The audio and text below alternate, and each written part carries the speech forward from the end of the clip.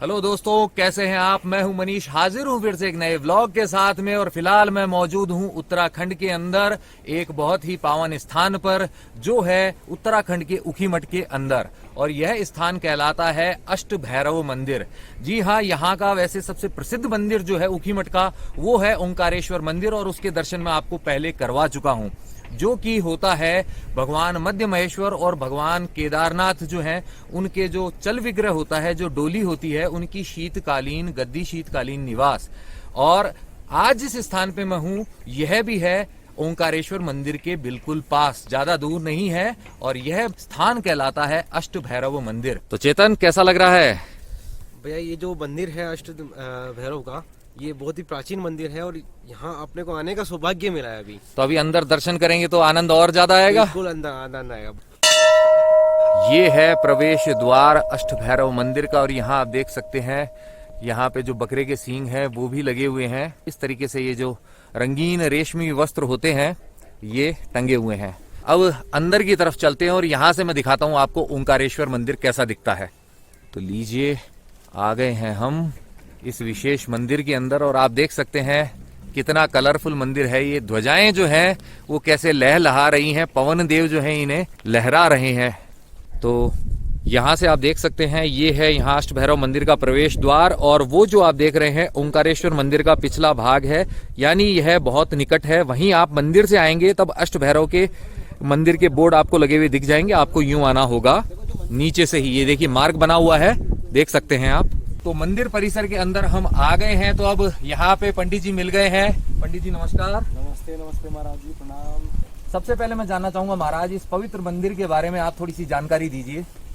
इस मंदिर के विषय में जानकारी ये है कि ये अष्ट भैरवनाथ मंदिर है।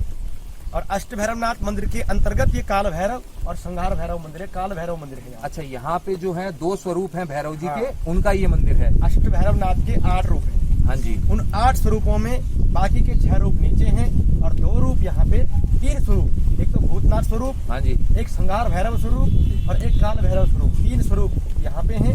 और बाकी के जो 8 स्वरूप है, 5 जो स्वरूप हैं, वो स्वरूप नीचे विद्यमान है। इस प्रकार से यहाँ पे जब आप जैसे ही दर्शन करेंगे, सर्वप्रथम आपको भगवान केदारेश्वर महादेव के दर्शन होंगे। लघु केदारेश्वर महादेव हैं, भगवान केदारनाथ जी का लघु स्वरूप है, ज्योतिर्लिंग का स्वरूप है ये भी। और लघु स्वरूप है, लघु केदारेश्वर का स्वरूप है। आप देख सकते हैं केदारनाथ जी के लिंग की बनावट और इनकी बनावट भी लगभग मिलती जुलती है। और स्वयंभू शिला के रूप में यहाँ पे भगवान के पिंडी दर्शन, लिंग दर्शन है यहाँ पे। जैसा कि महाराज ने अभी बताया, यहाँ पर मंदिर के अंदर हम जैसे ही प्रवेश करके आए हैं, अष्ट भैरव में से जो 3 भैरव हैं, काल भैरव, संहार भैरव, भूतनाथ भैरव, ये जो 3 हैं स्वरूप भैरव जी के, उनके दर्शन होंगे यहाँ हमें इस मंदिर में। और बाकी के जो 5 स्वरूप हैं, उनके दर्शन करने के लिए हमें नीचे की तरफ जाना होगा। जो मंदिर का एक और भाग है, वहां पे हम जाके दर्शन करेंगे। तो आइए सबसे पहले यहीं दर्शन करते हैं। आइए। सबसे पहले आपको दर्शन होंगे भगवान भैरवनाथ जी की अखंड धुनी के। तो महाराज, अब यहाँ सामने जो दर्शन हो रहे हैं, ये दर्शन है भगवान काल भैरव के, जो कि अष्ट भैरवनाथ जी के प्रथम स्वरूप जो काल भैरव हैं, ये उनके दर्शन हैं। और यहाँ पे जो काल भैरव है, आप भी देख सकते हैं, स्थान बड़ा पौराणिक और प्राचीन स्थान है। हाँ जी, यहाँ पे किसी प्रकार से भगवान जी के सामने न कोई टाइल निर्माण है, न कोई सीमेंट का निर्माण है। यहाँ पे प्राकृतिक रूप में आदिकाल से और आज भी किसी प्रकार की वस्तु का यहाँ पे निर्माण है, पुराने पत्थरों से निर्माण है। और ये भगवान जी की अखंड धुनी है। ये त्रिपुर भैरवी भगवती का हवन कुंड है। ये अखंड जो होम है, ये त्रिकोणीय हवन कुंड है, तंत्र हवन कुंड के रूप में विख्यात है। ये तंत्र विद्या के लिए, तांत्रिकों के लिए, एवं जो भी यहाँ पे जो तांत्रिक होते हैं, जो सिद्धि प्राप्त करने आते हैं, उनके लिए तंत्र हवन कुंड है माता त्रिपुर भैरवी का। काल भैरव की जो मूर्ति है, उनके कंठ में आज भी जो है यहाँ पे अस्थियों की माला आप देख सकते हैं। ये मानव अस्थियां हैं, उनकी माला ये पड़ी हुई है। और आप यहाँ पे देखेंगे तो ये काल भैरव के बाद यहाँ पे जो स्थान है, ये संहार भैरव का है।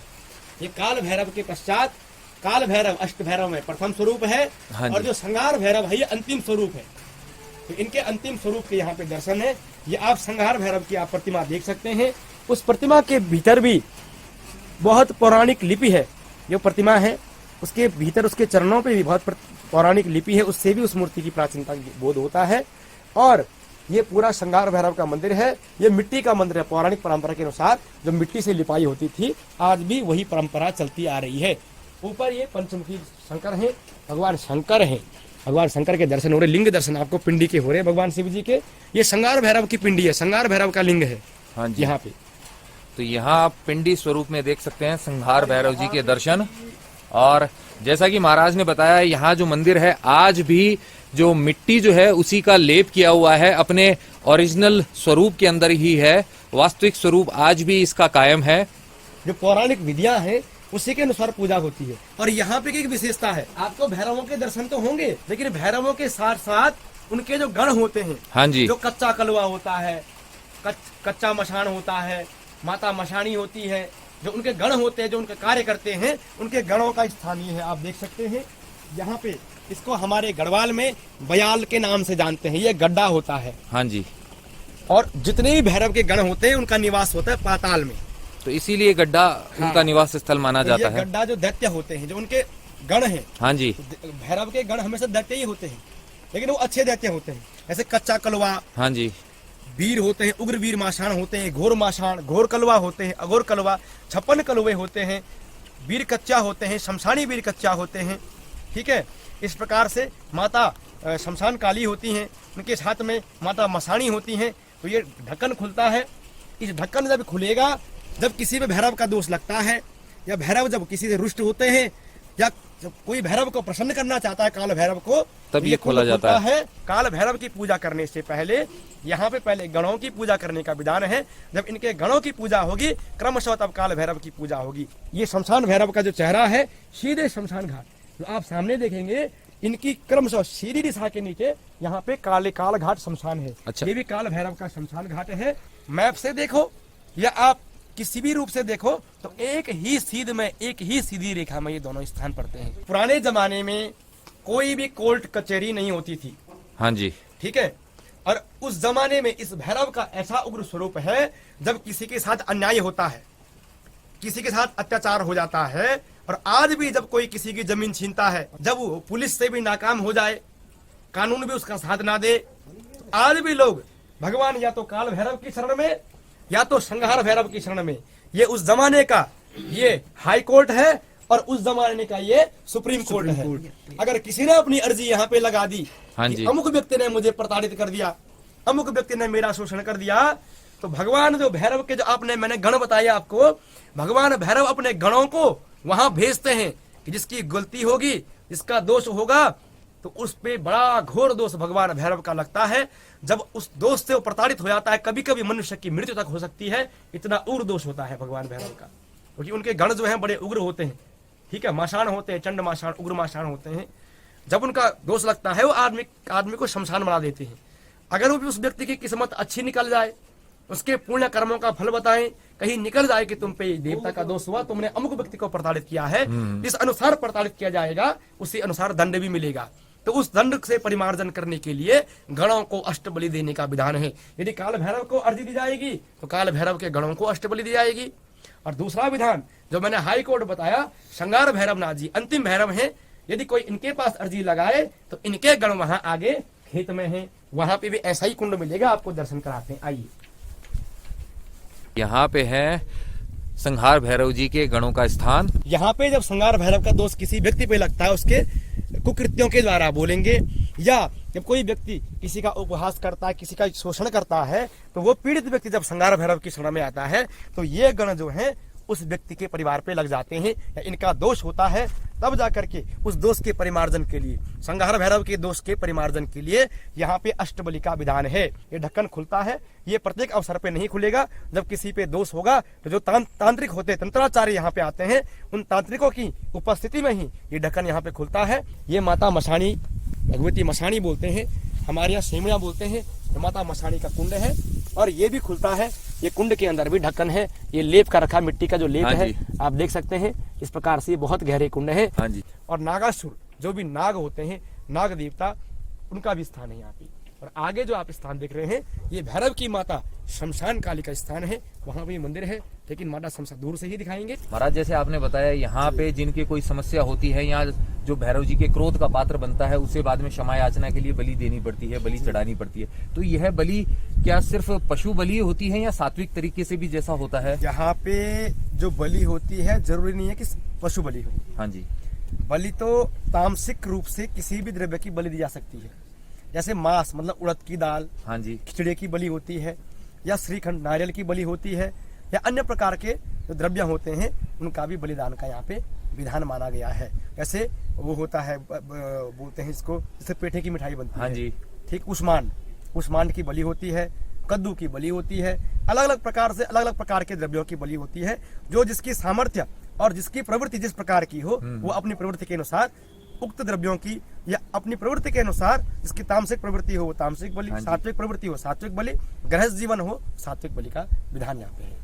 तो जैसा कि पंडित जी ने बताया है, आप ऐसा कंफ्यूज मत हो जाइएगा कि सिर्फ यहाँ पर पशु बलि का ही कोई विधान है, ऐसा नहीं है। सात्विक बलि के प्रकार भी बताए हैं, जिसके अंदर जैसे कद्दू या दूध हो गया, श्रीखंड नारियल हो गया, तो आपकी जैसी श्रद्धा है आप उसके हिसाब से आ सकते हैं। और बाकी आप बलि नहीं देना चाहें ऐसा कोई आप पे कंपल्शन नहीं है। आप अगर उखीमठ में आए हैं, आपने ओंकारेश्वर मंदिर के दर्शन किए, तो मैं भी पहले करके गया हूं, मुझे इस स्थान का पता नहीं था, लेकिन अब पता लग गया है तो मैंने सोचा आपको भी यह स्थान दिखाना चाहिए। और एक साथ जब अष्ट भैरव जी के दर्शन हो जाएं तो उस स्थान से बेहतर क्या हो सकता है। यहाँ इस मंदिर में आने के बाद में मुझे एक और खास चीज दिखाई दी है कि यहाँ पर कोई भी दान पात्र नहीं है। तो पंडित जी से जब मैंने पूछा इसका कारण, तो उन्होंने ये कहा कि दान पात्र यहाँ इसलिए नहीं है क्योंकि किसी भी भक्त को भैरव जी बाध्य नहीं करते हैं कि वो आके दान पात्र में कुछ चढ़ाए। जो व्यक्ति का सामर्थ्य है, जो उसकी इच्छा है, जो उसका संकल्प है, उसके अकॉर्डिंग वो आकर यहाँ पर बाहर ही मतलब जो अपनी श्रद्धा के अनुसार चढ़ा देता है, चाहे वो रुपये हो, चाहे फल हो, या जो भी उसकी श्रद्धा है उसके अकॉर्डिंग वो यहाँ पे चढ़ावा अपनी तरफ से चढ़ाता है। ये देखिए यहाँ इस तरफ लगी हुई हैं घंटियां छोटे बड़े साइज की। यहाँ ये जो आप वाद्य यंत्र देख रहे हैं मेरे हाथ में, तुरही जैसा ये है, भंकुरा कहलाता है लोकल लैंग्वेज के अंदर। और उत्सव, डोली उत्सव के दौरान ही इसे बजाया जाता है। और यह पारंपरिक ढोल है, ये देखिए आप। और ये जो ढपली टाइप में आप देख रहे हैं इसे कहते हैं दमाऊ। तो जब ये तीनों सुर में मिल जाते हैं तब आनंद तिगुना हो जाता है। तो ये जो आप देख रहे हैं यह विशाल पात्र, इसमें भी प्रसाद ही बनाया जाता है भोग जब लगता है। अब आपको दर्शन करवाते हैं यहाँ पे जो तीसरे भैरव जी हैं उनके। तो अब यहाँ भैरव जी के इस विशेष मंदिर के अंदर आपको दर्शन कराता हूँ मैं भूतनाथ भैरव जी के। आइए आप, ये देखिए। और इनके ऊपर जलधारा निरंतर बहती हुई गिर रही है। ये जो सारे विग्रह हैं आप देख रहे हैं, ये जो प्रतिमा है यह सब प्राचीन है। और यहाँ पे इनके पास में इनके पुत्र भगवान गणेश भी विराजमान है। यह संगमरमर की प्रतिमा है। यहाँ भी आप देख सकते हैं ये बड़ी बड़ी कढ़ाइयाँ, इनमें बनता है प्रसाद। तब जब भैरवनाथ जी, भगवान भैरव जो हैं भ्रमण करके आ जाते हैं इस एरिया के अंदर, और उसके बाद में जब होता है भंडारे का आयोजन, तो जो प्रसाद होता है वो इनमें बनता है। खास बात यह है कि ये लोहे की है लेकिन इन पर जंग नहीं लगता है। यह ओपन एरिया के अंदर रखी हुई है, लेकिन उसके बावजूद भी आप देखिए बिल्कुल सही अवस्था में है। जो अष्ट भैरव मंदिर है वह वहाँ नीचे स्थित है, तो उसके लिए हमें इस मार्ग से आगे जाना होगा। वैसे चाहें तो आप इस पक्के मार्ग से भी आ सकते हैं। ये देखिए वहां से यह पक्का मार्ग भी है, तो आप इससे भी आ सकते हैं। और अगर आप थोड़ा एडवेंचर पसंद करने वाले हैं तो आप इस मार्ग से भी जा सकते हैं। और यहाँ आपको आगे और कई दर्शन होंगे। थोड़ा नीचे आने पर ये जो आप शिला देख रहे हैं, यह शिला कहलाती है रुद्र भैरव शिला, क्योंकि यहाँ पर शिला पे आप देख सकते हैं स्वरूप बना हुआ रुद्र भैरव जी का है इस तरफ। और यहाँ देखिए आप त्रिशूल भी है और शिवलिंग भी बना हुआ है। और पीछे आप देख सकते हैं उखीमठ का सुंदर दृश्य। और यहीं से आपको फिर से दिख जाएगा उखीमठ का प्रसिद्ध ओंकारेश्वर मंदिर। जी हाँ, पिछला भाग। यहाँ लगे हैं लाल फूल। यह जो स्थल आप देख रहे हैं यह त्रिपुर भैरवी देवी का बलि क्षेत्र हुआ करता था। यहाँ पर पहले बलि दी जाती थी। और वहाँ पे जो शिला है वह त्रिपुर भैरवी शिला है, जहाँ पे माता को नारियल वगैरह का भोग लगाया जाता है। चूड़ियाँ ये देख सकते हैं आप, फूलों का श्रृंगार सब होता है। प्राचीन काल के अंदर ही लिखा हुआ है यहाँ पे, जो मैं नहीं पढ़ सकता हूँ। तो आप इससे अंदाजा लगा सकते हैं यह स्थान कितना प्राचीन है, इसका महत्व आप समझ सकते हैं। और जैसे जैसे हम इस तरफ जाएंगे, यहां भी देखिए आप, नीचे की तरफ भी हमें अष्टभैरव के दर्शन होंगे। यहाँ जो आप दर्शन कर रहे हैं, ये देखिए, ये कहलाते हैं क्रोध भैरव। तो चलिए अब चलते हैं विग्रह दर्शन स्थल पर। वहां आप ऊंचाई पर देख रहे हैं, वहां पर ही है जो भैरव जी का जो मंदिर है, और अष्ट भैरव जी का मंदिर यहाँ जस्ट थोड़ा सा नीचे आप जैसे ही आते हैं तो यहाँ पर है। अब महाराज जी से जानते हैं यहाँ अष्ट भैरव जी का क्या महत्व है, कैसे यहाँ पर इतने अष्ट भैरव विराजित हैं, और इतने सारे जो विग्रह हैं उनके बारे में भी वो हमें जानकारी देंगे। केदारखंड क्षेत्राधिपति भगवान अष्टभैरवनाथ जी का स्थान है। और केदारखंड क्षेत्राधिपति का अर्थ होता है कि जो पूरे केदारखंड के, इस प्रकार से मानस खंड कुमाऊं के अधिपति गोलू देवता हैं, इस प्रकार से केदारखंड के जो अधिपति हैं ये भगवान अष्टभैरवनाथ जी हैं। इस स्थान पर 9 लाख की संख्या में ब्रह्म राक्षसों को मुक्ति की प्राप्ति हुई थी। अंधकासुर दैत्य के अहंकार के दमन हेतु एवं केदारखंड की रक्षा के लिए भगवान शंकर ने, भगवान केदारेश्वर ने, भगवान शंकर ने यहाँ पे अष्टभैरवनाथ अपने शरीर से अष्टभैरवों को जन्म दिया है। और यही अष्टभैरव जो हैं केदारखंड के क्षेत्राधिपति हैं, क्षेत्राधिकारी हैं, पूरे गढ़वाल मंडल के क्षेत्राधिकारी हैं। और यहीं से इस धौलागिरी पर्वत से संपूर्ण जो भैरव हैं गढ़वाल में यहीं से फैले हैं। क्रमशः यहाँ से भैरवनाथ जी बंगाल देश में गए हैं, बंगाल देश से फिर गढ़वाल वापस आए, और इस प्रकार से जो है कई क्रमों में नेपाल से लेकर तिब्बत भूट देश से लेकर के और बंगाल तक भगवान भैरव का आधिपत्य रहा है।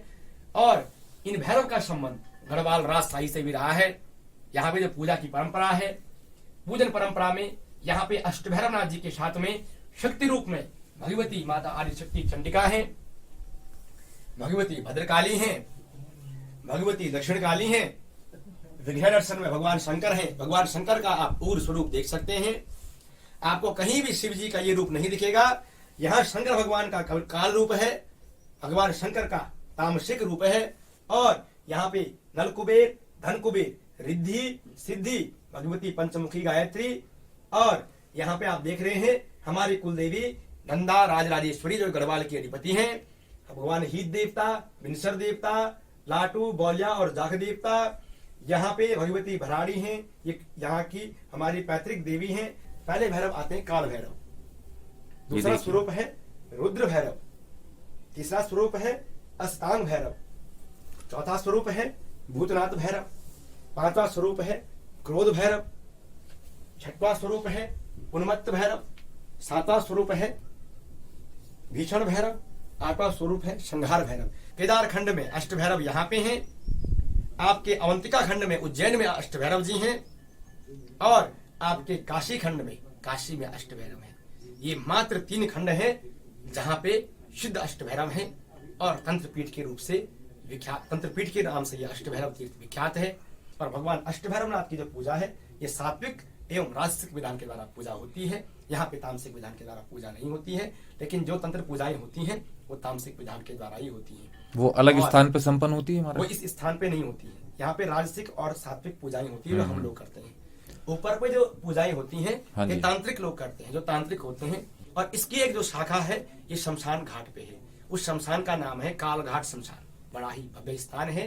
केदारनाथ से आने वाली मंदाकिनी जो गंगा है उसके नजदीक वो रमणीय स्थान है। बड़ी सी देवशिला है, स्वयंभू लिंग रूपी शिला है। मानो ऐसा लगता है कि शंकर भगवान की जटा हो, इस प्रकार का हिस्सा है। और उसी पे भगवान काल भैरव का लिंग है। और काल भैरव के जो गण हैं वहां शमशान घाट में भी रहते हैं। ब्राह्मण यहाँ पे यज्ञ हवन का कार्य करते हैं, लेकिन जो पूजन, जो भोग है, देवता की नित्य पूजा है, यहाँ पे क्षत्रिय पूजा परंपरा है। और आप जो हमें देख रहे हैं, हम गढ़वाल राजशाही से हैं। इस स्थान पर गढ़वाल नरेश राजा अजयपाल जी जब कुमाऊं के राजाओं से हार गए थे, परास्त हो गए थे, तो उन्होंने भगवान इन्हीं भैरवनाथ जी की साधना करी है। भगवान भैरवनाथ जी ने उनको अपने कंधे बिठाया और कहा कि जितना तुम्हें गढ़वाल का क्षेत्र दिखाई दे रहा है, तुम संपूर्ण गढ़ों को जीत करके गढ़वाल पे विजय करोगे और गढ़वाल नाम विख्यात करोगे। गढ़वाल नाम विख्यात होगा और आज से तुम्हारे ही वंशज मेरी पूजा करेंगे। आप कौन सी पीढ़ी से महाराज, मतलब जो आप बता रहे हैं? गढ़वाल का राजवंश है, ये है कुंवर राजवंश। ये पवार मुख्य रूप से पहले परमार राजवंश रहा है। मेरा नाम है कुंवर दीपक सिंह। जो हमारे राजवंश का उदय हुआ था राजा कनकपाल की शाखा से। और ये हमारी पैतृक तलवार है, आप देख सकते हैं। यहाँ पे राजवंश की निशानी है ये देखिए, आपको क्लोजर व्यू दिखाता हूँ। और राजा कनकपाल के वंशज कुंवर शौर्य प्रताप जी लिखा है। ये कनकपाल जी के वंशज रहे हैं शौर्य प्रताप जी, और ये मेरे परदादा के दादाजी रहे हैं। 1770 विक्रमी की तलवार है। और यहाँ पे ये कुछ अन्य भाषाओं में लिखा हुआ है, मुझे इस भाषा प्राचीन का भाषा जो है, हाँ जी, स्पष्ट ज्ञान नहीं है। पाली हो सकती है या कोई अन्य प्राकृतिक भाषा हो सकती है, इसका मुझे ज्ञान नहीं है। लेकिन आपको जो यहाँ पे जो भी बर्तन मिलेंगे, हाँ जी, ये सारे राजशाही से संबंधित बर्तन है। आपको यदि बताना चाहेंगे तो आप देख सकते हैं, ये नेपाल की महारानी ने दे रखा है। स्वस्ति श्री महारानी छोटी कटौच ने चढ़ाई थी केदारनाथ में। हाँ जी, संवत 1824 आसन हेतु में भेंट करी थी, केदारनाथ जी की आसन के लिए भेंट करी थी। और ये अष्ट धातु की, शुद्ध अष्ट धातु की परात, इसका बहुत ही भार है। ये देखिए, ये जो आप देख रहे हैं परात, नेपाल से मिली हुई ये परात है और आज तक ये सुरक्षित, और आपको देखने में लग रहा होगा ये हल्की होगी। मैंने जैसे ही इसे हाथ में लिया है महाराज से, तब मुझे पता चल रहा है कि इसमें अच्छा खासा वजन है। ये मूर्ति पे स्पष्ट वर्णित है, स्वस्ति श्री महाराज ने अष्ट भैरव केदार भूस्वामी जी थे भेंट। संवत 1572 यात्रा अजयपाल जी, यात्रा लिखा है, यात्रा अजयपाल जी धौलागढ़ 2 गते माघ। ये कुछ रूप से गढ़वाली और कुछ रूप से पुरानी भाषाएं हैं। हाँ जी, तो इस प्रकार से ये लिखा गया है। देवनागरी भी है, कुछ गढ़वाली भी है, तो कुछ ये अलग भाषा है, ये हमारी समझ से बाहर है, लेकिन ये भाषाएं हैं। तो ये चतुर्भुजा भगवान विष्णु की प्रतिमा है। तो ये राजा ने युद्ध जीतने के बाद यहाँ पे चढ़ाई थी। अब ये सारी ऐतिहासिक प्रतिमाएं हैं, कुछ इन पे लिपियां लिखी हैं, ये हमको इस बारे में तो ज्ञान नहीं है। और बहुत सारे पुराने अस्त्र शस्त्र भी हैं। अब क्योंकि ये बहुत वर्ष पुराने हो, कटार हो गई, जो ये शायद इसे कटार हो गई, ये हो गए। ये देखिए, हमारा यहाँ पे ज्योतिष कार्यालय भी है। और इस ज्योतिष कार्यालय में जो समय होता है 10 बजे से शुरू होता है, 10 बजे से प्रारंभ होता है और शाम को लगभग 2 बजे तक ये कार्यालय यहाँ पे खुला रहता है। और यहाँ पे संपर्क करने के लिए पहले आपको दूरभाष के माध्यम से पहले हमें अवगत करना पड़ता है कि हम कब आएंगे, मतलब अपॉइंटमेंट लेना पड़ेगा। आपका शेड्यूल देखते हुए, उस हिसाब से हुए, और एक बार हमसे पहले आपको परामर्श लेना पड़ेगा कि आप कब व्यस्त हैं, कब आपको समय है। इस तरीके से आपने यहाँ पे अभी दर्शन कर लिए हैं अष्ट भैरव जी के भी, और महाराज के जो कांटेक्ट नंबर हैं वो भी मैंने आपको बता दी हैं। तो अगर आप जन्मपत्री से रिलेटेड कोई भी परामर्श लेना चाहते हैं तो आप एडवांस में उनसे कॉल करके बात कर लीजिएगा। आप अपनी सुविधा का टाइम और महाराज जी की उपलब्धता का टाइम वो दोनों देख सकते हैं। और बाकी पीछे का नजारा आप देख सकते हैं यहाँ से कितना शानदार है। और आज मौसम ऐसा है कि हवाएं बहुत तेज चल रही। ये सीढ़ी नुमा खेत, स्टेप फील्ड्स हरी भरी हैं एकदम। और वहां देख सकते हैं आप बीच में बर्फीली चोटियां। इस तरफ है गुप्त काशी और यहाँ का नजारा देखिए आप। यहाँ देख सकते हैं आप ऊखीमठ को। तो आशा करता हूं इस विशेष अष्ट भैरव मंदिर के दर्शन करके आपको आनंद फल की प्राप्ति हुई होगी। अगर आपको ये व्लॉग पसंद आया है तो आप जानते हैं आपको करना क्या है। आपको इसे लाइक करना है, शेयर करना है अपने नियर एंड डियर वंस के साथ ही कमेंट करके पहुंचाने हैं आपके विचार मुझ तक। इस व्लॉग के थ्रू जो पहली बार चैनल पे आए हैं उनसे यही है कहना कि भैया ये जो सब्सक्राइब बटन है इसे दबा दे और साथ ही प्रेस कर दे बेल आइकन को और चुन ले ऑल वाले ऑप्शन को। इसका फायदा ये होगा भविष्य में जो भी व्लॉग्स आएंगे उनके नोटिफिकेशंस आप तक अपने आप आएंगे, आपको ढूंढना बिल्कुल नहीं पड़ेगा। है ना काम की बात। अगर आप मेरे साथ कनेक्ट होना चाहते हैं इंस्टाग्राम पर तो ये जो आईडी डिस्प्ले हो रही है इसे सर्च कीजिए, कनेक्ट हो जाइए मेरे साथ इंस्टाग्राम पर। जाते जाते आपसे बस इतना ही है कहना कि यत्र तत्र सर्वत्र घूमते रहिए, घुमाते रहिए, लाइफ में हमेशा मुस्कुराते रहिए। जय हो अष्ट भैरव की।